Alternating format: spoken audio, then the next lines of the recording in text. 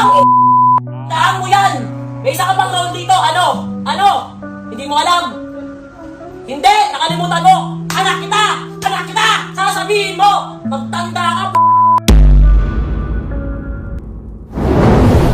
Kumusta mga idol, mayroon naman tayong bagong chika sa inyo.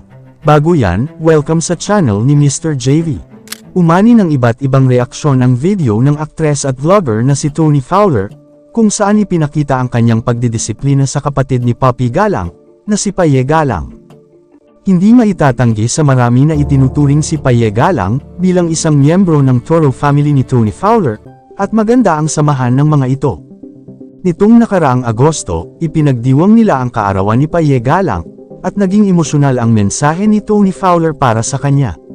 Kasama sa mensahe ang regalong kotse, kung saan ibinahagi ni Tony na, "Lagi akong nagtatrabaho ng husto upang makapagbigay ng magandang buhay para sa inyo." Ngunit ngayon, tila hindi na kayang palampasin ni Tony Fowler ang ilang pangyayari, kaya't napilitang disiplinahin si Paye Galang.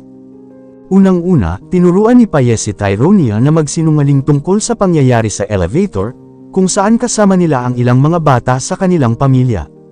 Sa kwento ni Tyronia, sinadyang itulak ni Paye, ang isang dayuhan na papasok sa elevator habang hindi pa ito makakalabas. Ipinahayag ni Tony Fowler at Mama Marie ang kanilang pagkadismaya sa pangyayaring ito, dahil hindi magandang halimbawa ito para sa ibang bata, lalo na't matagal bago nila ito nalaman. Bukod dito, ipinakita rin ni Tony na may mga bagay siyang pinapalagpas kay Paye. May insidente raw kung saan ipinapasok ni Paye ang kanyang kaibigang tomboy sa kanilang kwarto, kung saan sila'y magkasamang natutulog. Samantalang iniwan ni Poppy si Paye sa kwarto nito. Dahil sa panganganib na ito, tinanggap ni Tony ang responsibilidad na mag-alaga kay Paye sa kanyang kwarto, dahil kakagaling pa lamang nito sa panganganak at nangangailangan pa ng tulong. Dahil sa mga pangyayaring ito, napilitang disiplinahin ni Tony si Paye. Nagbigay siya ng opsyon kay Paye na umalis o tanggapin ang parusang disiplina. Dahil sa kanyang desisyon na manatili, sinabi ni Tony Fowler, "Tumayo ka nga Paye," at sa ilang pagkakataon ay hinarap niya ito. Ito ang naging pahayag ni Tony Fowler kay Paye. Pinoprotektahan ka namin, pinababayaan mo sarili mo. Wala kang respeto eh. Di ka nag-iisip? Sanay ka walang magulang? Maglipin ka na lang ulit. Lason ka. Lason yan, yung ganyan ubalik. Tandaan mo yan! May isa ka pang round dito, ano? Ano? Hindi mo alam? Hindi! Nakalimutan mo! Anak kita! Anak kita! Kaya pag may nangyari sa'yo, sasabihin mo, magtanda ka, pag may nangyari sa'yo, kami unang pakamatay para sa'yo. Naiintindihan mo?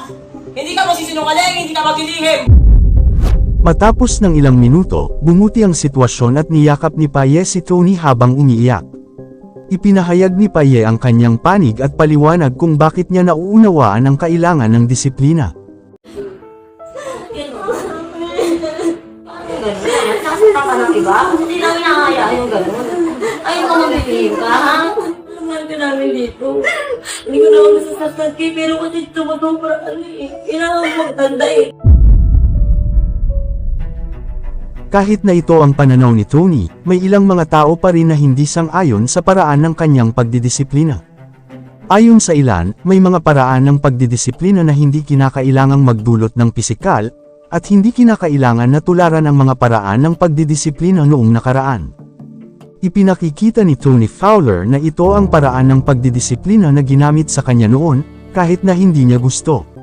Sa kanyang pananaw, ito ay ang pinakamabisang paraan upang maturuan si Paye ng tamang aral, dahil sa kanyang opinyon, hindi sapat ang simpleng pagpaparusa o pagpapayo.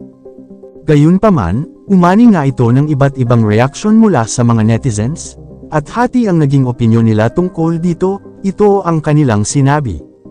"Buti nga ganyan lang inabot niya kamusta naman kami batang 90s kung ano-anong gamit sa bahay na babali sa katawan namin. Nagdisiplina ng iba, pero ang sarili hindi magdisiplina, paano titinuyan, kung ikaw mismo ang laswa ng pinaggagawa mo? Haha, mas grabe nga naranasan namin dati, kahit anong armas gamit samin para lang talaga maging matino. Wala naman masama magdisiplina kasi walang tao may gusto sa anak na walang patutungunan. Mas mabuti pagsabihan lang yung bata. Huwag naman saktan lalo na kung di mo kadugo. Dapat ang ate mag-handle dyan, di dapat si Tony. Ang pagdidisiplina ni Tony Fowler kay Paye Galang, masining nitong ipinakita ang halaga ng pagiging responsable sa pag-aalaga ng pamilya. Kasama ang mahalagang aspeto ng malinaw na komunikasyon at pagpapakita ng respeto sa bawat isa. Pagamat naging kontrobersyal ang paraan ng pagdidisiplina ni Tony, nagbigay ito ng pagkakataon para pag-usapan ang tamang pamamaraan ng paggabay. Ipinakita rin ni Paye ang halaga ng pag-amin sa mga pagkukulang at pag-aayos. Gayunpaman, nagbibigay ito sa kahalagahan ng pamilyang nagtutulungan, nagmamalasakit, at nagpapakita ng respeto sa isa't isa, sa kabila ng mga pagsubok na kinakaharap. Kayong mga idol, ano ang masasabi niyo sa chika topic natin ngayon? At syempre bago tayo magtapos sa ating video, ay inaanyayahan ko kayo na mag-like sa ating Facebook at mag-subscribe na rin sa YouTube, dahil malaking tulong na ito sa pag-grow ng aking channel, upang mas lalo pa ako na magsipag sa pag-upload ng mga videos na kagaya nito. Hindi naman ako nagmamakaawa sa inyo mga idol, pero sana maawa na kayo. Hanggang dito na lang ang ating video, maraming salamat sa inyong pagtambay, bye-bye.